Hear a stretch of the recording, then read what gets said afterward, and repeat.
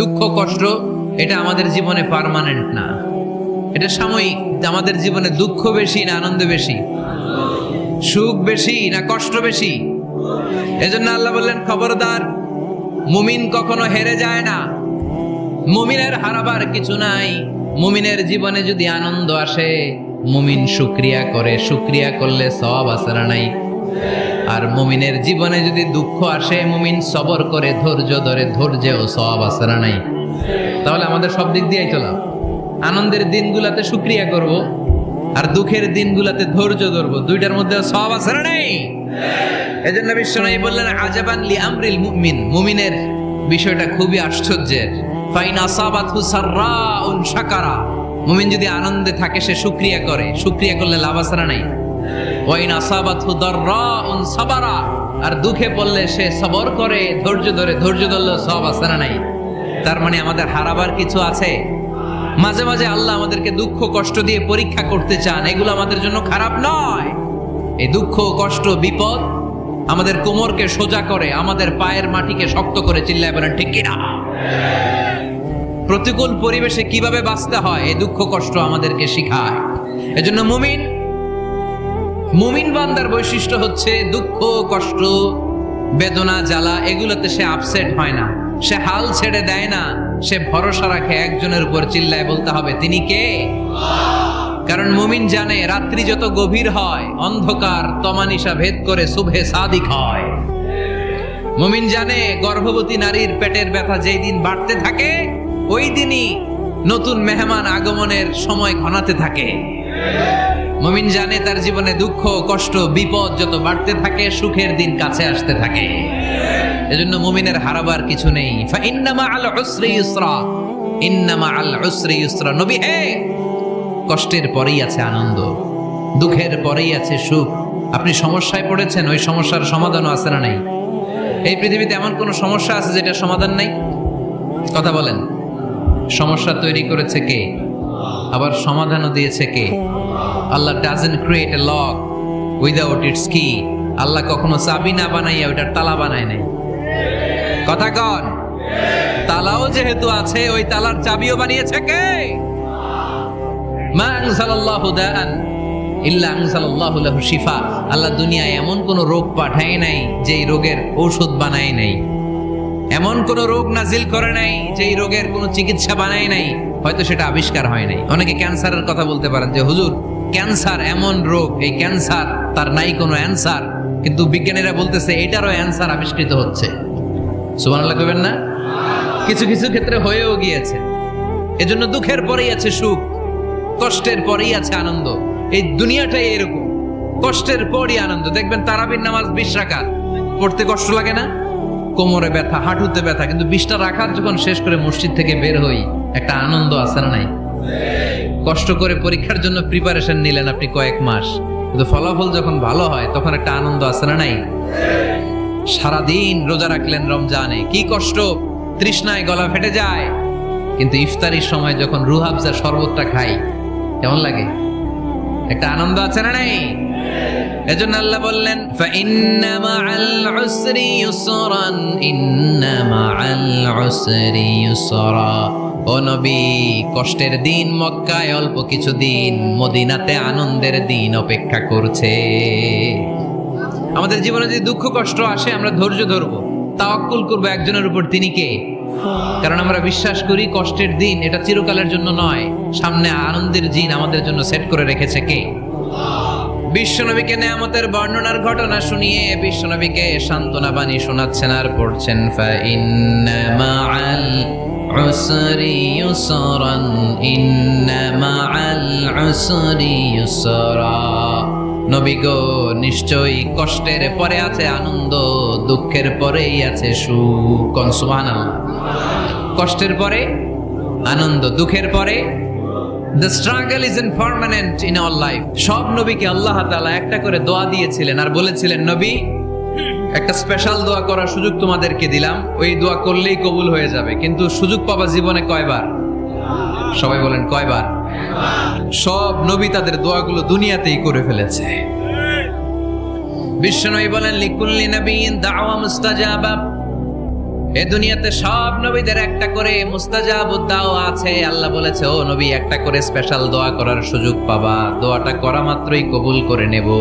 বিশ্বনবী বললেন, এই পৃথিবীর বুকে যত নবী রাসূল দুনিয়ায় এসেছে সব নবীরা তাদের স্পেশাল দোয়া দুনিয়ায় করে ফেলেছে, ইল্লা আনা, কিন্তু আমি করি নাই। বিশ্বনবী বললেন, ওয়া ইন্নী আখতাবিউ দাওয়াতি শাফাআতান লিউম্মতি ইয়াউমাল কিয়ামাহ, আমি আমার স্পেশাল দোয়াটা করি নাই।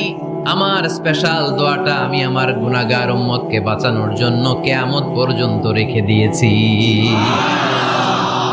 আমরা যেদিন বিপদে পড়ে যাব, যেদিন আমার আব্বা আমারে চিনবে না, আমি আমার আব্বারে চিনব না, নেতা তার কর্মীরে চিনবে না, কর্মী নেতারে চিনবে না, ঠিক কি না? পীর সাহেব মুরিদরে চিনবে না, মুরিদ পীর সাহেবরে চিনবে না, স্বামী তার স্ত্রীরে চিনবে না, স্ত্রী তার স্বামীরে চিনবে না। নবী থেকে শুরু করে, অলি থেকে শুরু করে, শহীদ থেকে শুরু করে সবার মুখে একটাই জিকির, ইয়া নাফসি ইয়া নাফসি ইয়া নাফসি।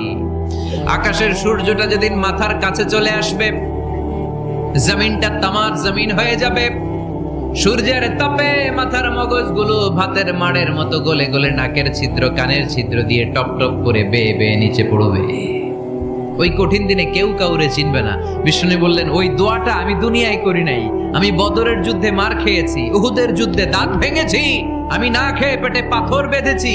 আমি যদি ওই দিন দোয়া করতাম, আল্লাহ দোয়া কবুল করে নিত, জান্নাতি খাবার দিয়ে দিত, আমার মায়ের খাওয়া লাগতো না, তায়েফে আমার রক্ত ঝরতো না, দোয়া করলেই কবুল। কিন্তু ওই দোয়াটা আমি দুনিয়ায় করি নাই, ওই দোয়াটা আমার জন্য, আপনার জন্য, আমাদের জন্য বিশ্বনবী জমা রেখে দিয়েছে। এজন্য বিশ্বনবীর চিন্তা আর আমাদের চিন্তা এক চিন্তা না, বিশ্বনবীর পুরো উম্মতের চিন্তা। কিয়ামত পর্যন্ত যত মানুষ আসবে সবাই আমার উম্মত, না জানি তাদের নসিবে কি হয়ে যায়। এই চিন্তার বোঝা বিশ্বনবীকে কাবু করে ফেলেছিল। আল্লাহ বললেন, নবী, নো টেনশন, কোনো টেনশন নাই, আপনার এই চিন্তার বোঝাকে আপনার পিঠ থেকে আমি আল্লাহ নিজ দায়িত্বে সরিয়ে নিলাম। এজন্য আল্লাহ বললেন, আলাম নাশরাহ লাকা সাদরাকা ওয়া ওয়াদা'না আনকা বিজরাক আল্লাযী আনকাদা যাহরাক। যেই চিন্তার বোঝা আপনাকে কষ্ট দেয়, যেই চিন্তার বোঝা আপনারে পেরেশান করে তোলে, আপনার পিঠ থেকে ওই চিন্তার বোঝা নবী আমি সরিয়ে নিলাম। কি দিয়ে সরিয়ে নিল? কোরআনের আলো দিয়ে। বিশ্বনবী মক্কায় দেখতেন মূর্তির পূজা হয়, আল্লাহর ঘরের ভিতরে 360টা মূর্তির পূজা। বিশ্বনবী দেখতে পেলেন দুর্বলের উপরে সবলের অত্যাচার, বিশ্বনবী দেখতে পেলেন নারীদেরকে অত্যাচার করা হয়। কন্যা সন্তান হলে বাবা তার মেয়েটাকে নিয়ে জঙ্গলের ভেতরে ঢুকে কিংবা মরুভূমির ভেতরে যে জীবিত দাফন করে দেয়। ওয়াইদাল মাউউদাতু সুইলাত ওয়াদুল বানাত। বিশ্বনবী এগুলো দেখতেন চারপাশে, দেখে এই পথহারা জাতিকে কিভাবে উদ্ধার করবেন, কি দিয়ে উদ্ধার করা যায়, এই টেনশনে বিশ্বনবীর পিঠ বাঁকা হয়ে গিয়েছিল। উপমা, বাঁকা হয়ে গিয়েছিল। বিশ্বনবী সব সময় পেরেশান থাকতেন। আল্লাহ বললেন, নবী, টেনশনের দরকার নাই, হেরা গুহায় এমন একটা নূরের আলো দিয়ে আমি আপনারে আলোকিত করব, যার মাধ্যমে সব পেরেশানি দূর হয়ে যাবে। ألم نشرح لك صدرك ووضعنا عنك وزرك الذي أنقض ظهرك। আপনাকে পেরেশান বানিয়ে দেয় এরকম সব চিন্তার বোঝা আমি আল্লাহ সরিয়ে নিলাম। সুবহানাল্লাহ। ওয়া রাফা'না লাকা যিকরাক। নবী হে, আপনার সম্মানকে আমি আকাশচুম্বী করেছি। I have dignified your status high and high, the highest peak. আপনার মর্যাদা উঠাতে উঠাতে আকাশ বাতাস ছাপিয়ে সাত আকাশ কাঁপিয়ে আরশের উপরে নিয়ে গিয়েছি। আপনার মর্যাদা আমার পরপরই, স্রষ্টার পরে পুরো সৃষ্টিকুলের উপরে বিশ্বনবীর মর্যাদা আছে না নাই? এজন্য আল্লাহ বললেন, ওয়া রাফা'না লাকা যিকরাক। ও নবী, আপনার মর্যাদা সম্মান আমি আকাশচুম্বী করেছি। আপনার সুনাম, সুখ্যাতি, মান, মর্যাদা আমি গোটা বিশ্বে ছড়াইয়া দেব।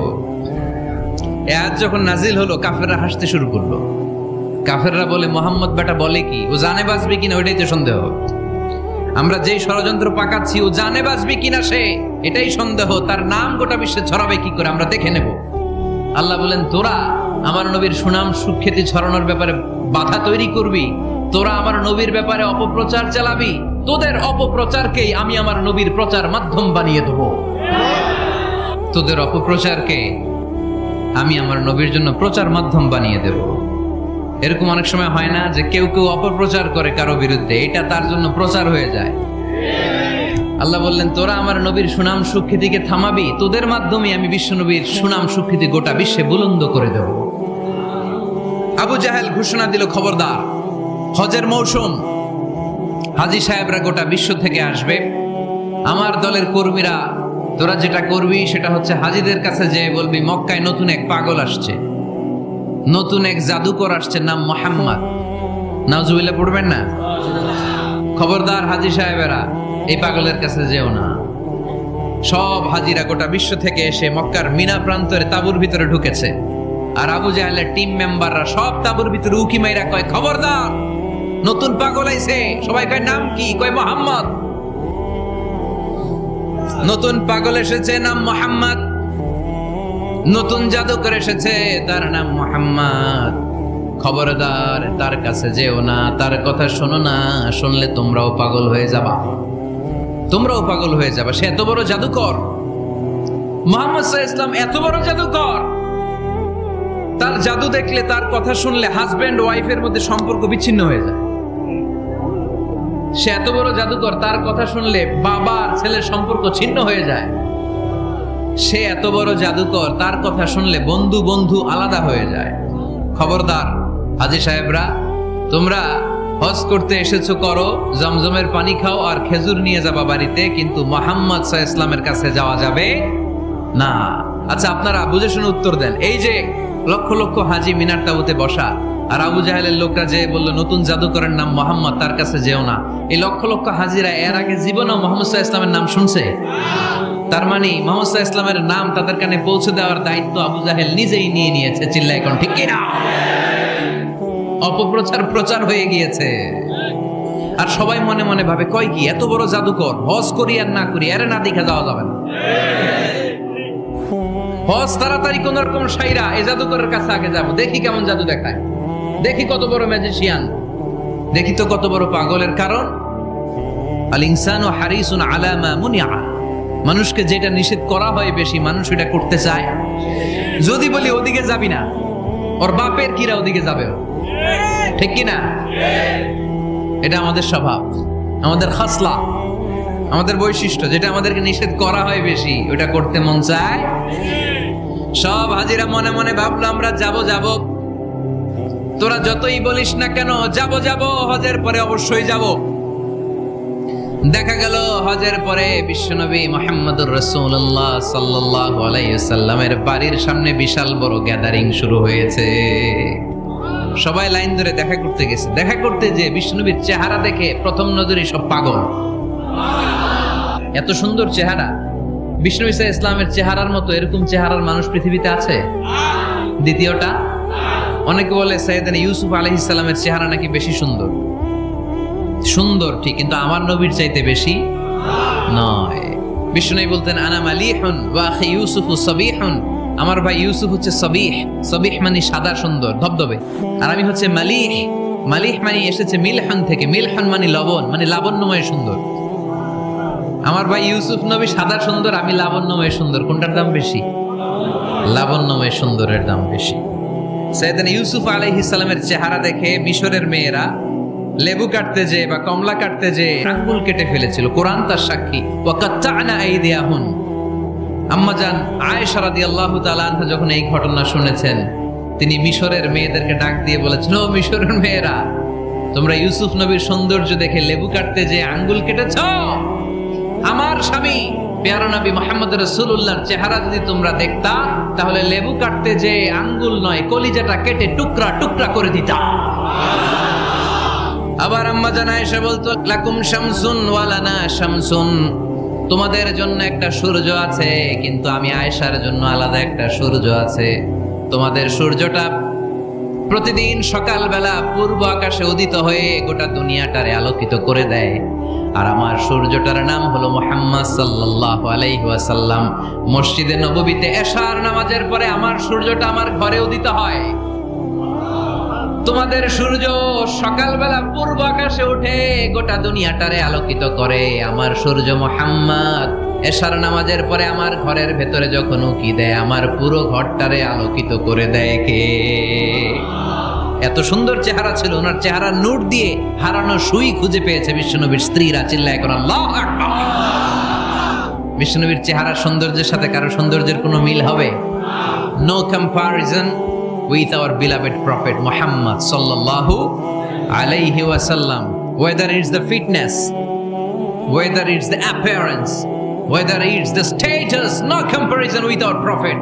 এটা ফিটনেসের দিক থেকে হোক, এটা চেহারার সৌন্দর্যের দিক থেকে হোক, এটা কণ্ঠস্বরের ঝংকারের দিক থেকে হোক, সম্মান আর মর্যাদার দিক থেকে হোক, আমার নবীর সম্মানের ধারে কাছেও সম্মান পৃথিবীর কারো হতে পারে না। চিল্লায় বলেন ঠিক কি না? এজন্য আল্লাহ বললেন ওয়ারাফা'না লাকা যিকরাক, নবী আপনার সম্মান বাড়াতে বাড়াতে আমি আকাশচুম্বী করেছি। লোকজন সব যে বিশ্বনবীর দরবারে লাইন ধরেছে, হাজিরা সব বিশ্বনবীর কাছে যে চেহারা দেখেই কুপোকা, বাকি জিনিস তো পরে। অনেকে আছে না, চেহারা দেখলেই মানুষ পাগল হয়ে যায়, আছে না নাই? চেহারা দেখেই পাগল, চেহারা দেখেই পাগল। তারপর তারা মিলাতে লাগলো। মিনার তাবুতে আবু জাহেলের কর্মীরা ঘোষণা দিয়েছিল এলাকায় মুহাম্মদ নামে পাগল এসেছে। তারা মিলায়ে দেখে না, এই মহামানব কোনোদিন পাগল হতে পারে না, কারণ পাগলের চুলগুলো থাকে উস্কো খুস্কো, ঠিক কিনা? আমার নবী সাল্লাল্লাহু আলাইহি ওয়াসাল্লামের চুল উস্কো খুস্কো ছিল। কত সুন্দর চুল আঁচড়ে রাখতেন, জাইতুনের তেল দিতেন, আতর ঢেলে মাথার শীতের মধ্যে ঢেলে দিতেন, কপাল বেয়ে বেয়ে পড়তো, আর যেখানে সেজদা দিতেন সেজদার জায়গায় আতরের ঘ্রাণে আমোদ হয়ে যেত। হাতের তালুতে পারফিউম মাখতেন, আর মানুষের সাথে মুসাফা করলে যার সাথে মুসাফা তার হাতের সাথে নবীর ব্যবহৃত পারফিউমের ঘ্রাণ ছুটে যেত। এত পরিচ্ছন্ন ছিলেন তারা। বিশ্বনবীর চেহারার সাথে আবু জাহেলের বক্তব্যের মিল খুঁজে পায় না। তারা বলে না, এই লোক কখনো পাগল হতে পারে না। পাগলের চুল থাকে উস্কো খুস্কো, জামা থাকে ছিঁড়া ফাড়া, গায়ের মধ্যে থাকে ময়লা। পাগল কখনো দাঁত মাজে না, কিন্তু বিশ্বনবীর মুচকি হাসির ফাঁক দিয়ে দাঁতের দিকে তাকালে মানুষগুলো সব পাগল হয়ে যায়। স্মাইল দিতেন বিশ্বনবী, স্মাইল, মুচকি হাসি, তাবাসসুম। বিশ্বনবীর মুচকি হাসি দেখলে মানুষ পাগল হয়ে যেত, পাগল পাড়া হয়ে যেত। যারা বলে না না, এই মহামানব তো কখনো পাগল হতে পারে না, আবার মিলাতে লাগলো। আবু জাহেলের কর্মীরা বলেছিল এটা নাকি বড় জাদুকর, কিন্তু তারা বলে না না, এই অসাধারণ লোকটা জাদুকর হতে পারে না, সে তো কোনো মন্ত্র পড়ে না। জাদু করার জন্য মন্ত্র পড়ার দরকার আছে না নাই? বিষ্ণুনবী কি মন্ত্র পড়তো? বিষ্ণুনবী কি পড়ে শোনাতো? কোরআন শোনাতো। এত সুন্দর কণ্ঠ ছিল বিশ্বনবীর, পাগল হয়ে যেত মানুষ শুনতে শুনতে, পাগল পাড়া হয়ে যেত, বিমুগ্ধ হয়ে যেত। তারা সবাই বলতে আরম্ভ করলো, আবু জাহেল তুমি মিথ্যাবাদী, তবে তোমাকে ধন্যবাদ এরকম একটা মানুষের সাথে পরিচয় করিয়ে দেওয়ার জন্য। সুবহানাল্লাহ কইলেন না? আমরা মেনে নিতে পারলাম না সে পাগল নয়, জাদুকর নয়, সে হলো এই জামানার পয়গাম্বার। আমরা পড়ে নিলাম লা ইলাহা ইল্লাল্লাহু মুহাম্মাদুর রাসূলুল্লাহ সাল্লাল্লাহু আলাইহি ওয়াসাল্লাম। রাফা'না লাকা যিকরাক, নবী হে এইভাবে আমি আপনার সম্মানকে বাড়িয়েছি। হাইসুমা যুকিরতু যুকিরতা মাই, নবী যেখানে আমার নাম নেওয়া হবে আমার পর পর আপনার নামও নেওয়া হবে। পড়েন সুবহানাল্লাহ।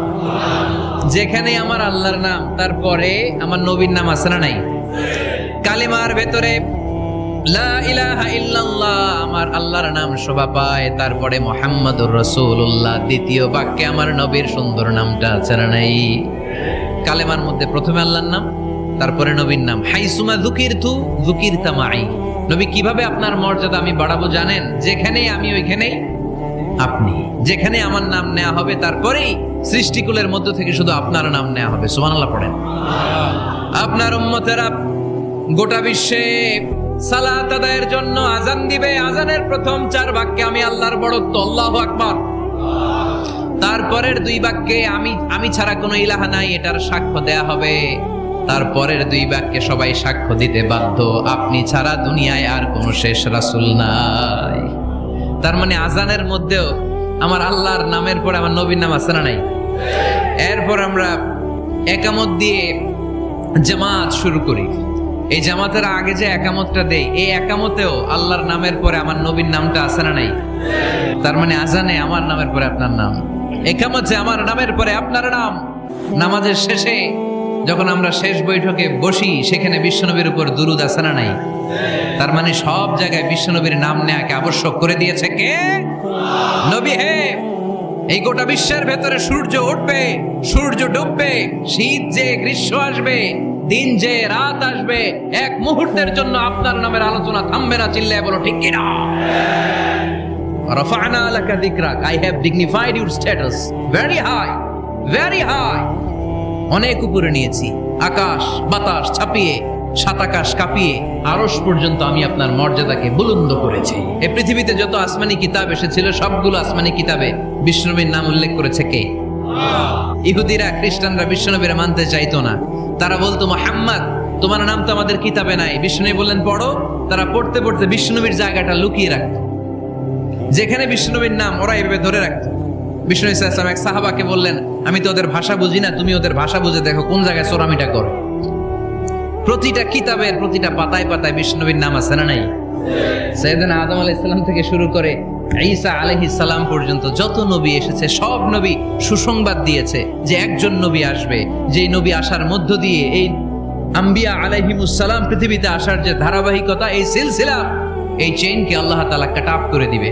সাইয়েদনা আদম তার বংশধরদেরকে বলেছে, নূহ আলাইহিস সালাম তার প্রজন্মকে বলেছে, ইব্রাহিম আলাইহিস সালাম তার জেনারেশনকে বলেছে, মূসা আলাইহিস সালাম বনি ইসরাইলকে শুনিয়েছে। সর্বশেষ সাইয়েদনা ঈসা আলাইহিস সালাম এসে বলেছে, ইয়াতি মিন বাদি ইসমুহু আহমদ, আমার পরে এমন এক নবী আসবে তার নাম ইয়াতি মিন বাদি ইসমুহু আহমদ, আমার পরে এমন এক নবী আসবে তার নাম হবে আহমদ। এই নবীর পরে আর কোন নবী আছে? চিল্লায় বলেন, লা নবিয়্যা বাদি ওয়ালা রাসূলা, আমার পরে কোনো নবীও নাই, আমার পরে কোনো রাসূলও নাই। তবে আমার পরে যদি নবী হওয়ার যোগ্যতা কারো থাকে, আমার উমরে ফারুক নবী হওয়ার যোগ্যতা রাখে। কোনো নবী নাই, খাতামুন নবিয়্যিন, আমার পরে কোনো নবী নাই। তার মানে বিশ্বনবীর জীবনে 3 নাম্বার নিয়ামত হলো রাফা'না লাকা যিকরাক। মর্যাদা আমি বাড়াতে বাড়াতে বাড়াতে বাড়াতে নবী অনেক উপরে নিয়েছি। আবার আল্লাহ আমাদেরকে ডেকে বললেন, ও ইমানদার বান্দারা শোনো, আমি স্বয়ং আল্লাহ তাআলা আমার ফেরেশতা বাহিনী নিয়ে এই নবীর উপরে স্বয়ং আমি দুরূদ পড়ি। ইন্নাল্লাহা ওয়া মালাইকাতাহু ইউসাল্লুনা আলান নবী ইয়া আইয়ুহাল্লাযীনা আমানু সাল্লু আলাইহি ওয়া সাল্লিমু তাসলিমা। এমন নবী যে নবীর উপর আল্লাহ নিজেই দুরূদ পড়ে, ফেরেশতারা পড়ে, এজন্য আমাদেরও পড়ার দরকার আছে না নাই? আবার আল্লাহ বললেন, নবী আপনি এমন নবী যেই নবীকে আমি হাউজে কাউসার দিয়েছি। লক্ষ লক্ষ নবীদের কাউরে কিয়ামতের দিন আমি হাউজে কাউসারের মালিক বানাবো না, শুধুমাত্র কেবলমাত্র একমাত্র আপনি ছাড়া।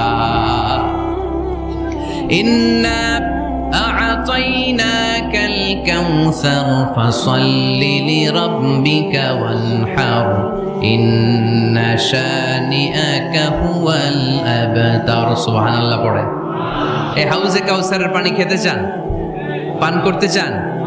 বিশ্বনবী না দিলে খাইতে পারবো আমরা? আহলা মিনাল আসাল, হাউজে কাউসারের পানি মধুর চেয়েও মিষ্টি। আবরাদু মিনাস সালজ, বরফের চাইতেও ঠান্ডা। আবিয়াদু মিনাল লাবান, দুধের চাইতেও সাদা। মান শারিবা মিনহা শারবাতান লাম ইয়াদমা আবাদা, এক ঢোক হাউজে কাউসারের পানি যে খাবে, চিরকালের জন্য তার গলার তৃষ্ণা মিটে যাবে। ওই হাউজে কাউসার বিশ্বনবীকে দিয়ে বিশ্বনবীর মর্যাদা বাড়িয়েছে কে? আবার আল্লাহ বললেন, নবী পৃথিবীর অনেক নবীকে আমি নৈতিক বিজয় দান করেছি, কিন্তু সবাইকে আমি রাজনৈতিক বিজয় দান করি নাই। আপনাকে আমি এমন নবী করে দুনিয়ার বুকে পাঠিয়েছি, আপনাকে আমি নৈতিক বিজয় দান করেছি, পাশাপাশি রাজনৈতিক বিজয়ও দান করেছি। সুবহানাল্লাহ।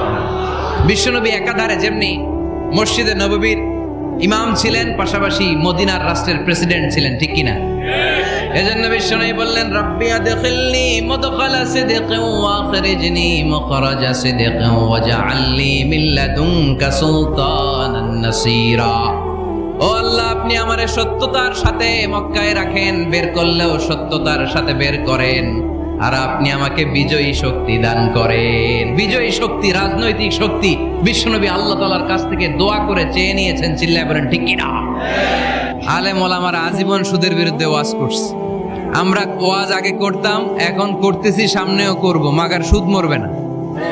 এর কারণ যেটা আইন করে প্রণয়ন করা হয় ওইটা ওয়াজ করে মারা যায় না, ওইটারে আইন করে নষ্ট করতে হয়। চিল্লায় বলেন ঠিক কিনা?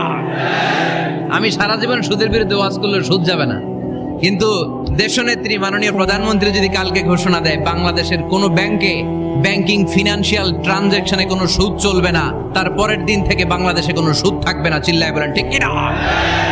এজন্য সাইয়েদনা ওমর ফারুক বলতেন, ইন্নাল্লাহা লা ইয়াযআউ বিল কুরআন মা ইয়াযআউ বিস সুলতান। আল্লাহ মাঝে মাঝে ক্ষমতার মাধ্যমে এমন কিছু করে যেটা আল্লাহ কোরআনের মাধ্যমেও করে না। চিল্লায় বলেন ঠিক কিনা? কালকে যদি ঘোষণা হয়ে যায় 5 ওয়াক্ত নামাজ যদি না পড়া হয় 5 বেদ, কয় বেদ?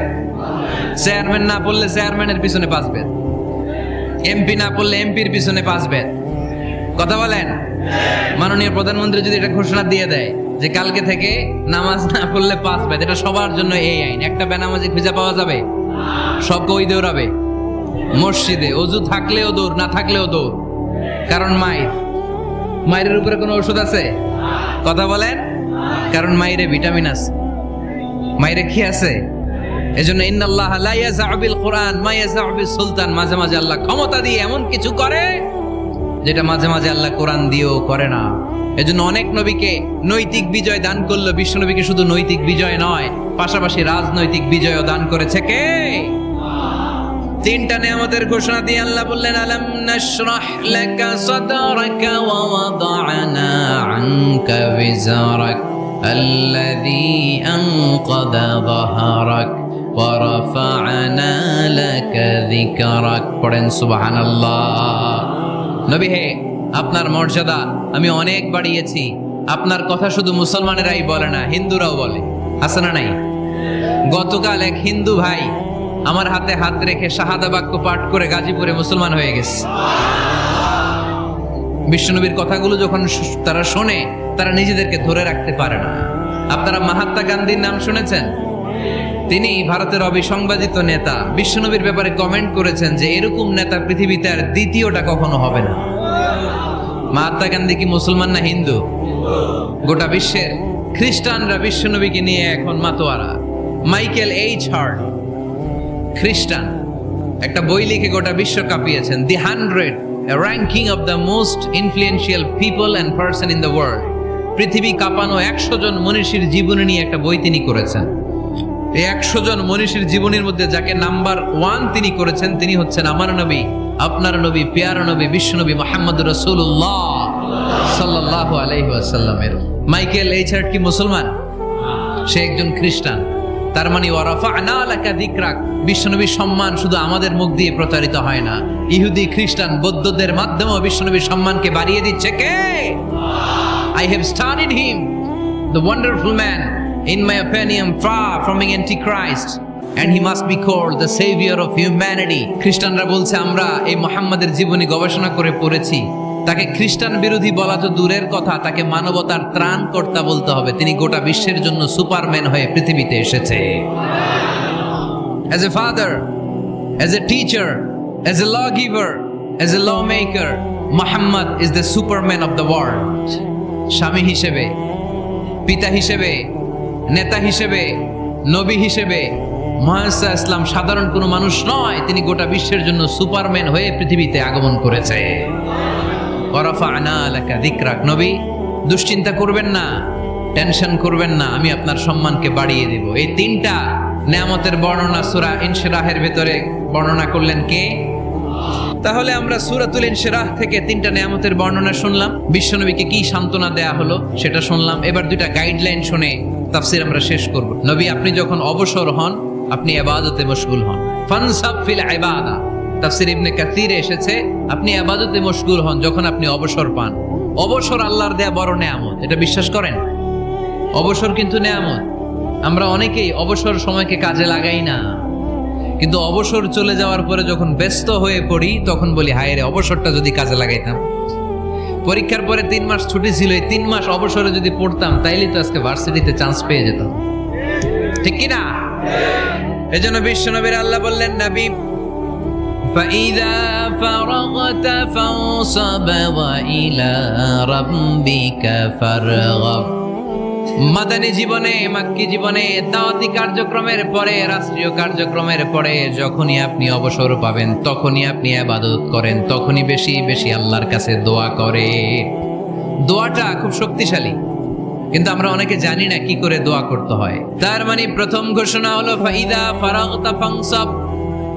প্রথম নির্দেশনা হলো নবী, যখনই আপনি অবসর পাবেন ইবাদত করবেন এবং দোয়া করবেন, বেশি বেশি আল্লাহর কাছে চাইবেন।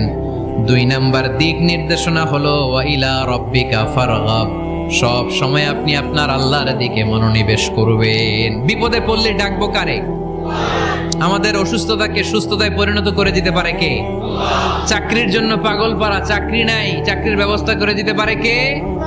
বিদেশে যেতে মনে চায়, পাসপোর্ট দিয়ে রেখেছি, ভিসা নাই, ভিসা লাগাই দিতে পারে কে? কিন্তু আমরা দুঃখ, কষ্ট, বেদনা কিছু একটা হইলেই সবার আগে আল্লাহরে শেয়ার করার আগে ফেসবুকে শেয়ার মেরে দেই, আছে না নাই? আমাদের যার যা লাগে আল্লাহ সবও যদি দিয়ে দেয়, আল্লাহর ধনভাণ্ডারের 1 ইঞ্চিও কমবে? হাদিসে কুদসিতে আল্লাহ বললেন, লাউ আন্না আউওয়ালাকুম ওয়া আখিরাকুম ওয়া ইনসাকুম ওয়া জিন্নাকুম, পৃথিবীর সব জিন, পৃথিবীর সব মানুষ বিশাল মরুভূমিতে দাঁড়িয়ে যদি আমার কাছে চাইতে শুরু করে, আল্লাহ এটা দাও, ওটা দাও, ওটা দাও, আমি আল্লাহ তোমাদের সব চাহিদাও যদি মিটিয়ে দেই, আমি আল্লাহর ধনভাণ্ডারের 1 ইঞ্চিও কমবে না। এজন্য চাইবো কার কাছে? বিপদে আপদে ভরসা করব কার কাছে? আর অবসরগুলোকে কাজে লাগানোর দরকার আছে না নাই? স্বাবলম্বী হওয়ার চেষ্টা করার দরকার আছে না নাই? ফাইন্নামা আল উসরি ইউসরা, ইন্নামা আল উসরি ইউসরা। নবী হে, কষ্টের পরেই আছে সুখ, দুঃখের পরেই আছে আনন্দ। সব সময় মানুষের সময় একরকম কাটে না। এজন্য আমরা তাওয়াক্কুল করতে চাই একজনের উপর, তিনি কে?